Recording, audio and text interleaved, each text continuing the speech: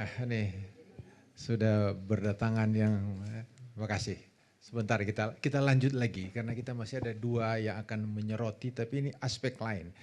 Berikut ini Ibu Agustin akan memberikan perspektif baru bagi kita. Ya mungkin saya nggak banyak mengenalkan ya, tapi banyak kan orang Manado udah tahu sekali kan ini penulis ya, perspektif wanita selalu diangkat-angkat, ditonjolkan. Saya dari Jakarta menyimak itu Ibu dan mencerahkan karena narasi-narasi tradisional itu diangkat-angkat, rada-rada digugat. Ini perempuan pesalah kok. Cuma dari rusuk. Nah ini kan nilai-nilai ini yang bagus sekali mencerahkan kita supaya orang atur melalui AI ini karena produk baru semua muncul lagi orang ini. Buku mau jalan dan kesempatan ini menstimulus teman-teman untuk menyehatkan kok. Menyehatkan. Nanti sebentar komentar saya tentang buku merah itu. Sekarang lanjut dulu Ibu Agustin.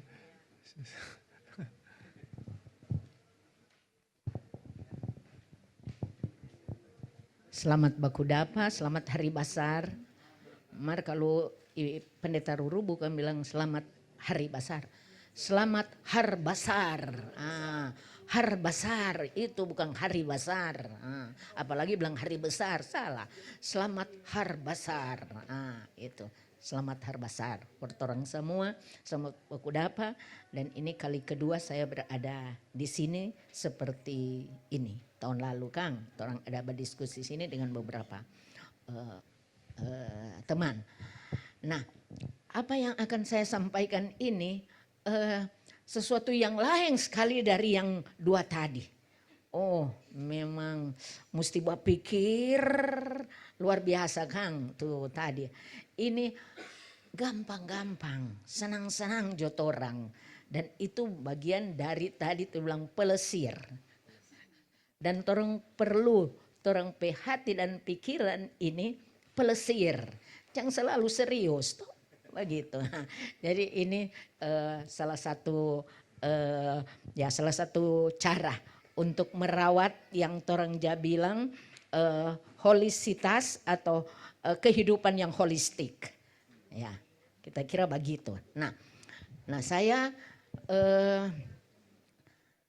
menulis seperti ini sehingga lebih cepat saya membaca baru tambah-tambah akang toh. Dan berbeda dengan yang dua tadi memang dengan gaya orator dan apa luar biasa. Nah, jadi saya memberi judul perspektif perempuan dalam komunikasi teknologi digital. Jadi bukan perspektif perempuan pada tetapi dalam. Karena ada di flyer ini pada, tapi saya mengisinya dengan dalam. Itu berbeda. Oke, saya mulai dengan pengantar karena bicara tentang perspektif perempuan ialah salah satu ciri dari perspektif perempuan ialah bercerita. Bercerita tentang pengalaman hidupnya. Pengalaman hidupnya adalah salah satu sumber belajar. Tadi Pak Denny bilang pengalaman juga adalah teks. Ya. Belajar dari keberhasilan, persoalan, perjuangan, dan kegagalannya. Bercerita atau bacirita dalam bahasa sehari-hari orang Minahasa dimulai oleh kaum perempuan. Ya. Dari ibu-ibu, dari mama-mama dalam keluarganya. Perempuan bercerita pertama kepada anaknya sejak masih dalam kandungan. Ya dalam kandungan dia sapu-sapu, kok dia bercerita. Tuh, lu kesiang ngana bye-bye nih ngana ini, ngana begini dan begitu. Ya seperti itu, dia bercerita. Jadi mulai dari kandungan sampai lahir dan menjadi dewasa. Kedua, bercerita kepada orang terdekat tentang hidupnya senang dan susah, suka dan duka, sukses dan gagal. Ketiga, bercerita kepada dan dengan Tuhan Allah yang rahmani dan rahimi melalui doa. Boleh tambah akang itu lain di sini. Ini baru 3 kita dah taruh. Karena itu saya hendak bercerita pengalaman bermedia sosial dengan menggunakan teknologi digital. Memadukannya dengan data-data yang saya temukan dalam beberapa sumber dari internet. Nah, saya mulai dengan data-data dulu. Data-data orang boleh dapat itu di orang pe jari-jari ini toh, melalui jari-jari ini. Jadi kalau tadi bilang bercerita dengan mulu, sekarang bercerita dengan jari. Ya. Jadi data populasi penduduk Indonesia menurut Kemendagri 2025 286.693.693 jiwa, 693.000 dan seterusnya. Sedangkan menurut BPS, Badan Pusat Statistik ya, 9 Mei 2025 sebagai berikut. Dia pakai langsung laki-laki sekian, perempuan sekian. Kalau lihat di sini maka laki-laki lebih banyak daripada perempuan. Tetapi umur 60 tahun ke atas lebih banyak perempuan. Dan itu memang fakta Kang. Orang lihat tuh kalau itu di lansia paling banyak yang hadir di lansia perempuan. Mar memang senang lekuk di gereja, kalau masuk gereja dan tetap perempuan itu paling banyak. Tuh kaum bapak, bahkan kaum bapak dan kaum ibu boleh hadir. Mar kalau kaum ibu enggak ada kaum bapak mau hadir. Ya. Ya, kemudian pengguna media sosial pada akhir 2025 menurut Kompas.com mencapai 180 juta dan 56,3% diantaranya adalah perempuan. Padahal perempuan lebih sedikit dari laki-laki. Sisanya 43,7% adalah laki-laki. Data ini menunjukkan bahwa ada 2/3 penduduk Indonesia menggunakan sedikitnya satu platform media sosial. Ini berarti terdapat satu orang menggunakan lebih dari satu platform. Nah kita lihat ini data platform ini. Jadi menurut jadi ada 10 media sosial dengan pengguna terbanyak di Indonesia pada tahun 2024. Dan ini saya dapat dari Inilakom ya. Nah saya menggunakan data-data dari yang tadi disebutkan itu toh. Orang so bisa layang mau cari di buku di mana ndak ada. Cuma boleh buka pakai jari-jari ini dia keluar semua ini. Jadi ada 10 di sini dan dengan sebaran seperti ini dapat kita lihat. Saya tidak akan baca mulai dari WhatsApp sampai dan LinkedIn. Nah, selain 10 media sosial ini terdapat juga email, YouTube dan blogspot. Ya, seperti itu. Nah, tren umum yang ada ialah usia 18 sampai 24 yang generasi Z. Mereka sangat aktif di platform visual seperti Instagram dan TikTok serta YouTube. Lalu usia 25 sampai 34 milenial, mereka pengguna aktif Facebook, YouTube dan TikTok. Lalu di atas usia di atas 35 tahun Gen X dan baby boomers, saya termasuk baby boomers tadi sudah disinggung satu kali ya, cenderung lebih banyak menggunakan Facebook dan YouTube dibanding dengan platform lain yang lebih baru seperti TikTok. Saya tidak ikut TikTok. Data ini menunjukkan bahwa media sosial di Indonesia adalah fenomena lintas generasi. Apalagi? Lintas generasi mana itu? Coba. Oh, dia hilang kah? Jadi lintas generasi, lintas lintas gender dan lintas agama dan kepercayaan, lintas teritori ya itu. Nah sekarang saya masuk kepada cerita dari pengalaman saya. Saya tidak bercerita tentang pengalaman orang lain, tapi saya mulai dengan cerita dari saya. Nah, Dari paparan data di atas, saya perempuan generasi baby boomers, dan baby boomers ini mereka yang lahir tahun 46 sampai 64. Saya lahir tahun 57. Menggunakan media sosial dalam berapa platform, maksudnya saya, yaitu WA, Instagram, Facebook, Facebook Messenger. Saya juga punya email, blogspot, dan YouTube. Sampai lain kali udah Jumat, aduh ibu jadi YouTuber. Begitu orang bilang. Ya, iya. Nah, oke. Nah sekarang, blog dan YouTube saat ini sangat jarang saya gunakan. Setelah ada bagian terakhir nanti dilihat. Kita lihat email atau surat elektronik atau biasa dikenal surel, ya, adalah media sosial pertama yang saya gunakan untuk berkomunikasi, terutama untuk keperluan penulisan tesis dan disertasi saya.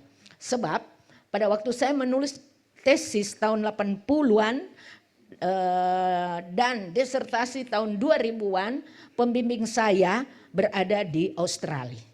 Jadi hanya pembimbingan melalui surel, ya, lebih seperti itu. Jadi so biasa begitu kita berkomunikasi dengan kita pembimbing utama. Bahkan waktu kita mau ujian terakhir, tapi pembimbing akhir 1 minggu sebelum ujian berlangsung dia tidak bisa datang. Lalu ujian telekonferensi. Jadi sebelum ada waktu COVID yang orang mulai dengan menggunakan live streaming dan segala macam, saya sudah mengalami yang ujian disertasi dengan telekonferensi karena tapi pembimbing utama ada di Australia. Sayang sekali tidak bisa menggunakan video conference waktu itu karena keterbatasan signal dan sebagainya. Nah itu email. Kemudian blogspot. Blogspot saya gunakan untuk mendokumentasikan berbagai tulisan seperti khotbah, renungan, refleksi, penelaan Alkitab. Juga artikel-artikel yang pernah saya presentasikan baik secara langsung dalam pertemuan-pertemuan lokal dan nasional maupun secara tidak langsung melalui media sosial non-digital.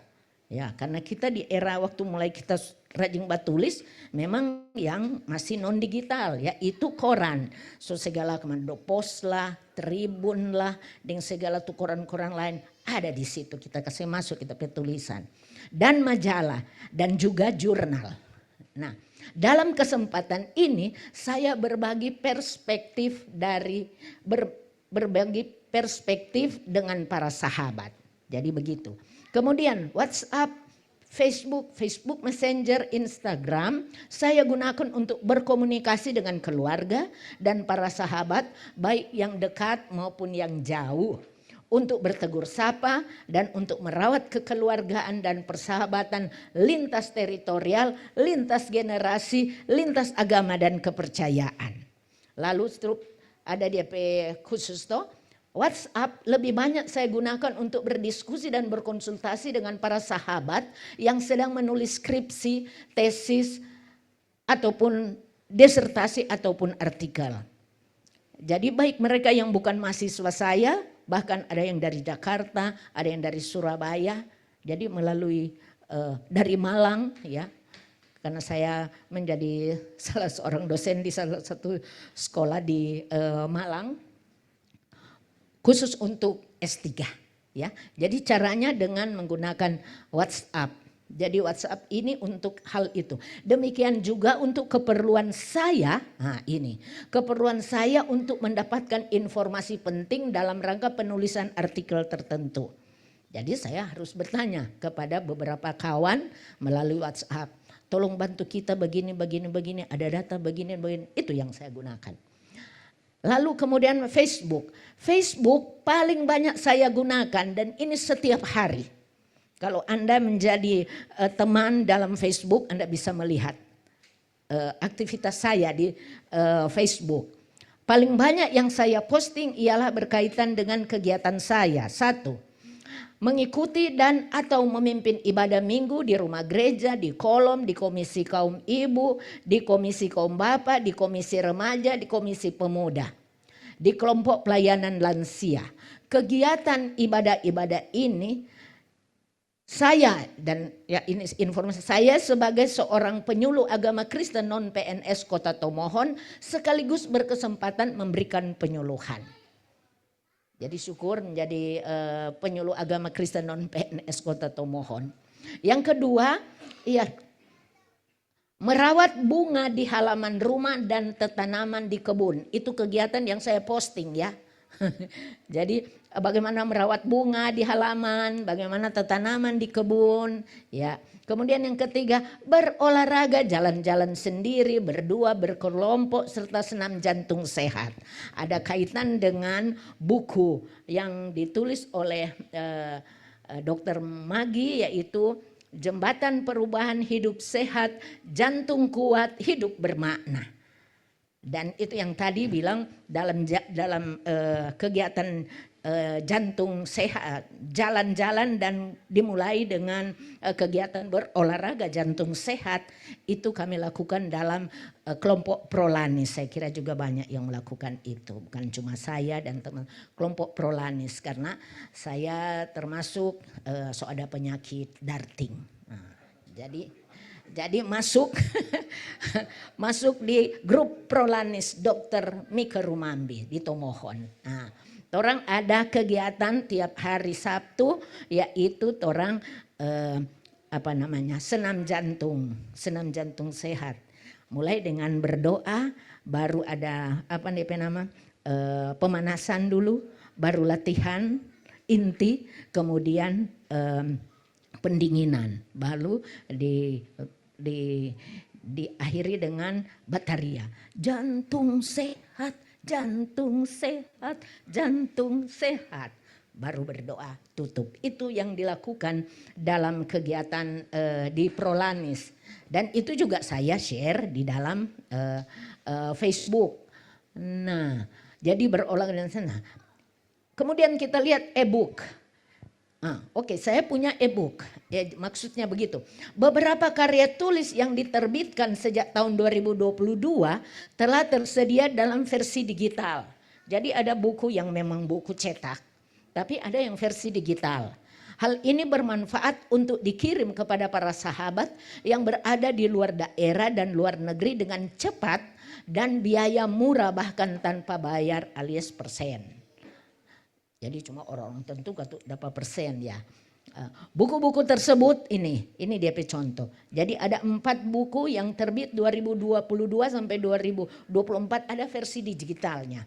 Perempuan dalam Gereja dan Masyarakat, Perempuan Berefleksi, Firman Allah Menjawab, Perempuan Bersuara, Perempuan Berkarya, Perempuan Berbicara dalam Gereja yang Bersiarah. Lalu ini yang menarik bagi saya untuk taruh di sini. Sejak tahun 2024 tahun lalu saya menjadi konten kreator digital.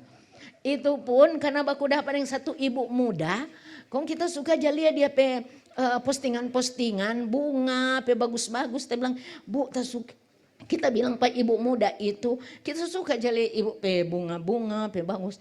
Dia bilang, ibu banyak bunga, begini. Ibu banyak foto. Ibu, coba ibu jadi konten kreator. Bagaimana itu dia? Dia kasih ajar Pak kita. Jadi baru tahun lalu jadi konten kreator atau kreator digital. Tapi apa yang saya lakukan sebelumnya itu notut aja baking di situ. Jadi bukan karena orang bilang, mau cari dolarnya, enggak. Bahwa memang ada itu, ya masuk ke tuh. Biar cuma 0,00 sekian. Ada dia harga Kang kalau posting. Ya begitu kira-kira.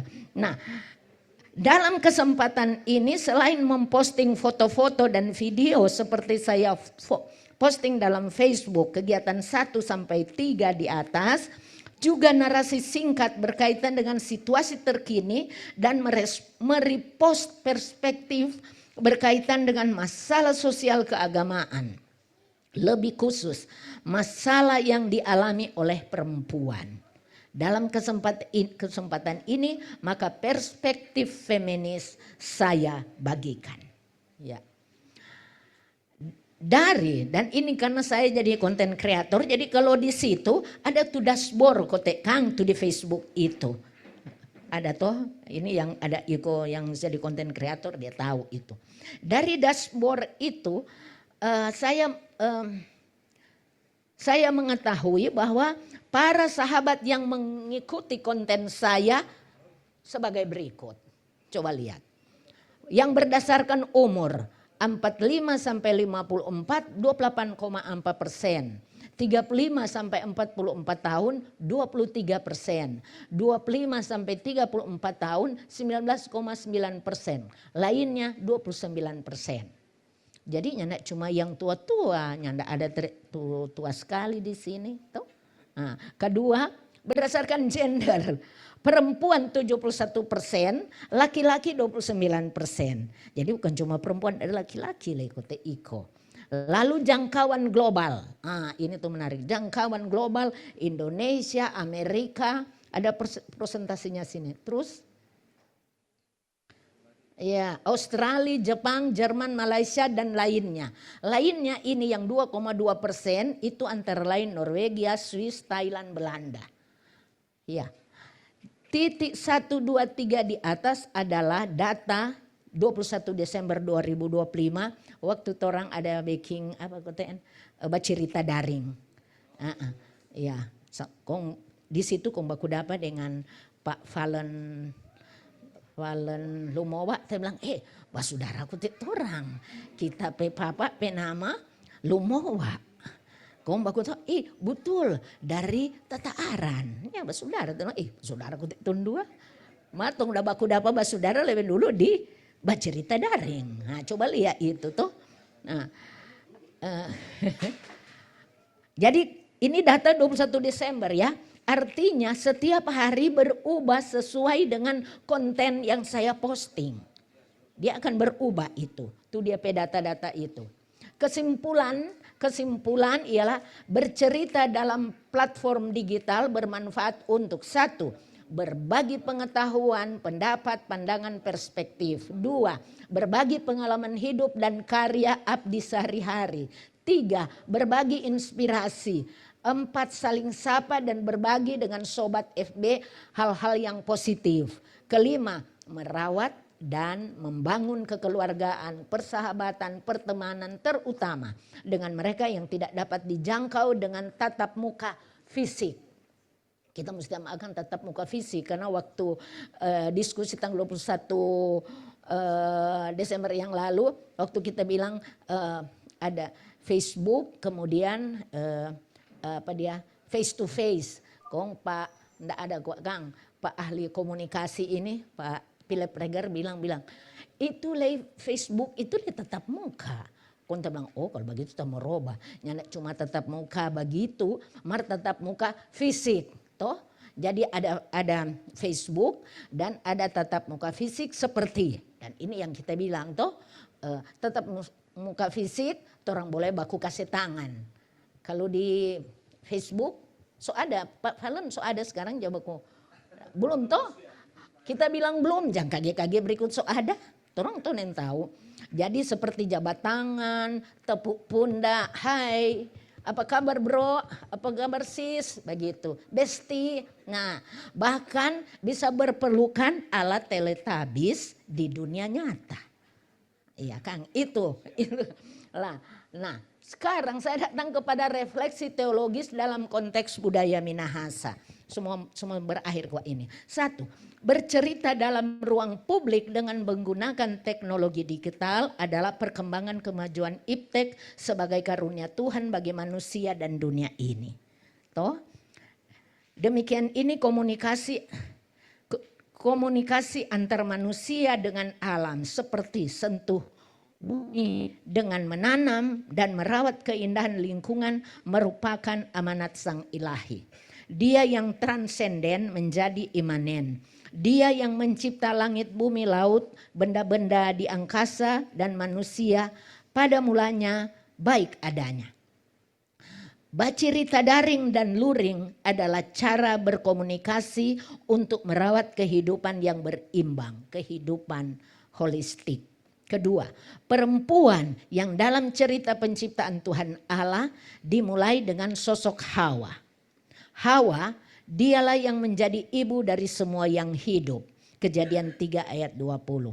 Persis lagi waktu orang ada diskusi daring yang lalu, kuat so mau dekat Natal tuh, jadi saya bilang, oh pas-pas ini, boleh tambah akang nih dia. Berarti alam, tanah, bumi, tempat kita berpijak ini, ya maaf. Berarti perempuan adalah sosok dari semua yang hidup. Bukan hanya manusia tetapi alam, tanah, bumi, tempat kita berpijak ini. Memposting keindahan hidup di sekeliling kita adalah salah satu bentuk merawat kehidupan pemberian Allah, Tuhan kita. Bersyukur karena teknologi digital telah menyediakan sarana media untuk berbagi kehidupan. Jadi tidak bisa ditolak lagi, bagaimana orang mau isi. Toh? Ya. Lalu yang ketiga, Minahasa yang menganut filosofi egaliter yang meyakini bahwa semua manusia setara dalam nilai dasar, harkat dan martabat, secara khusus manusia perempuan dan laki-laki. Karena kalau bicara tentang filosofi egaliter bukan kata cuma soal manusia, Kang. Begitu toh filsuf. Iya. Keduanya diciptakan Tuhan untuk menjadi penolong yang setara, penolong yang sepadan. Kata bahasa Ibrani ezer berarti penolong yang sepadan. Hanya orang yang sepadan yang dapat saling menolong. Itulah tuh perempuan dan laki-laki. Tidak ada laki-laki lebih tinggi dari perempuan atau perempuan lebih tinggi dari laki-laki. Sama-sama tinggi, sama-sama rendah. Ya. Oleh sebab itu dalam ruang publik digital, perempuan pengguna medsos hendaknya dilihat dan melihat laki-laki dalam membangun kehidupan yang bermartabat. Hindari bahkan hentikan pandangan yang meremehkan perempuan dalam bermedsos. Seperti ungkapan negatif, napa dorong subakar lota di medsos. Oh Tuhan, begitu kata. Masa kini banyak sahabatku kaum Hawa yang menggunakan medsos untuk berjualan berbagai produk makanan dan kebutuhan keluarga. Mereka adalah perempuan pejuang kehidupan untuk keluarganya. Saya pun sempat memperkenalkan buku untuk dijual. Ya, jadi saya pakai itu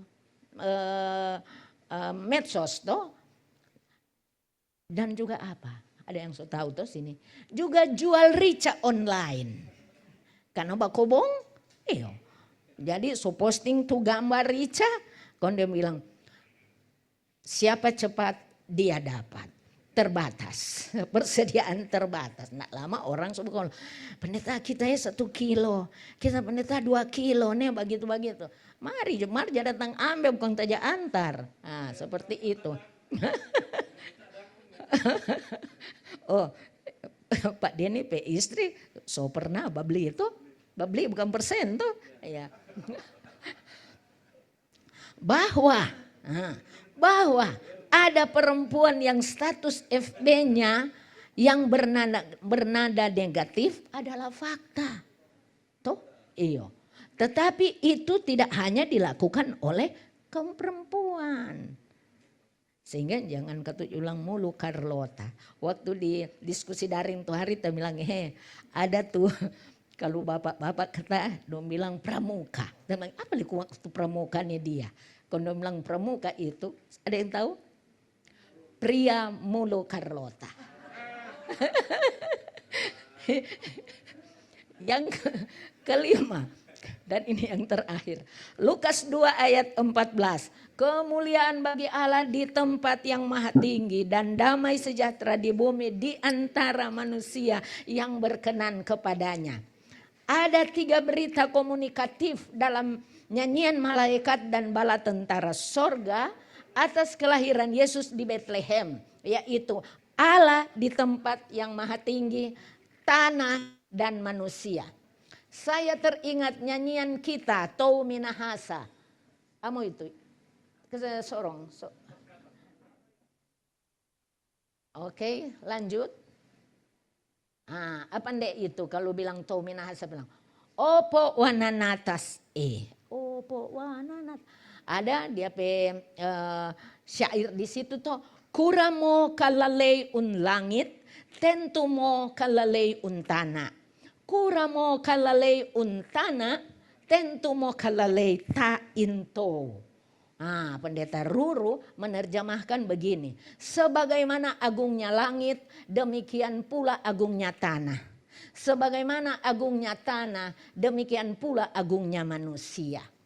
Bila kita kaitkan dengan kisah penciptaan dalam Kejadian 1 dan 2, maka kita temukan bahwa Allah mencipta semua ini baik adanya. Demikian pula dengan isi doa kami. Bapa kami yang di sorga, bla bla bla bla, jadilah kehendakmu di bumi seperti di sorga. Titik. Berikanlah kami pada hari ini makanan kami yang secukupnya. Bagian ini Pastor Komang ada tambahkan Pak kita waktu di daring yang lalu Kang. Kita bilang, oh iya, kita tambah Akang. Karena waktu lalu kan belum batulis begini, baru omong-omong. Bacerita kok daring waktu itu. Ayo.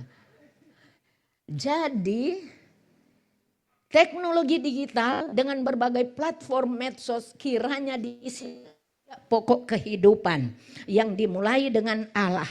Allah di tempat yang maha tinggi itu yang kita agungkan, kita muliakan telah menjadi manusia dan tinggal di antara kita. Immanuel. Penutup ini perkenankan saya menutup tulisan ini dengan membagi yang saya temukan dalam Google.com. Khususnya AI overview. Supaya ini bisa menjawab tuh DP pendahuluan. Pengalaman perempuan adalah sumber belajar yang sangat kaya dan fundamental.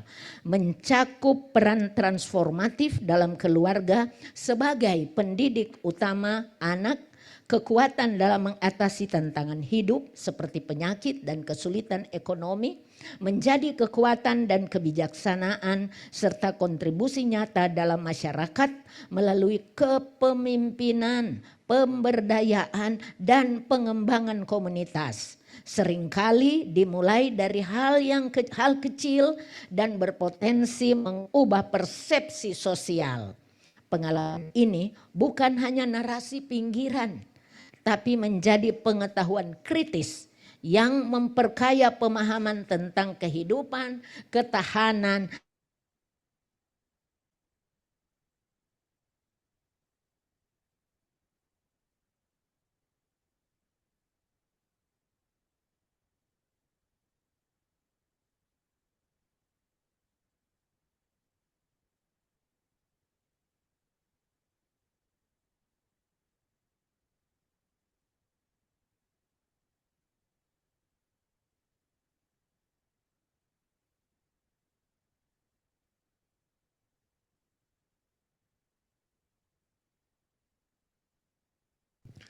Oke, saudara-saudara, kita sudah di penghujung akhir dari para pembahas yang memang kami sudah siapkan sebelumnya. Sudah meneliti, membaca betul-betul buku ini. Tapi mekanismenya nanti di akhir nanti kami persilakan juga ada yang ingin memberikan ya respons ya. Bahkan barangkali ada juga yang ya berapa yang hadir di dunia maya. Berikut ini, Pak Revi mungkin lagi jalan ke toilet beliau barangkali, gitu ya. Sudah ada ini.